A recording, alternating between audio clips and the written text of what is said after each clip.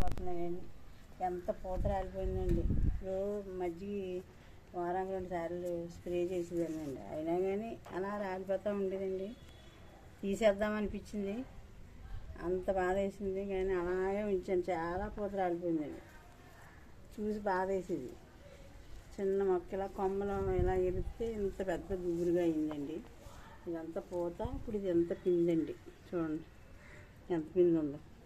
అలాగే 2 రోజులకు ఒకసారి మజ్జిగ స్ప్రే చేసేదానండి. ఇవన్నీ పిందులు చూడండి. చూడండి చెట్టు అంతా ఎంత గుబురుగా వచ్చింది. ఇదంతా ఒకటే మొక్క అండి. ఇవన్నీ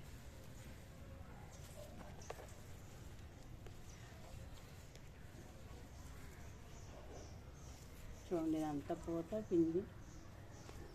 ఇప్పుడే మొదలైందండి కాపు. ఇప్పుడు దాకా పూత రాలిపోయేదండి.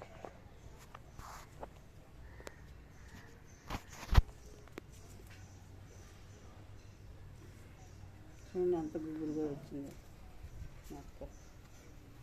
పచ్చిమిరపకాయ మొక్కకి మజ్జిగ స్ప్రే చేయరండి, ముడత వస్తూ ఉంటుంది కదా, ఆ ముడత రాకుండా పుల్లటి మజ్జిగ పలచగా చేసి 3 రోజులు ఊరబెట్టి పలచగా చేసి దాన్ని స్ప్రే చేస్తూ ఉండాలండి. 3 రోజులకి 4 రోజులకి ఒకసారి మన వీలుని బట్టి చేస్తూ ఉంటే పూత రాలిపోకుండా ముడత రాకుండా ఉంటుంది అన్నమాట అండి.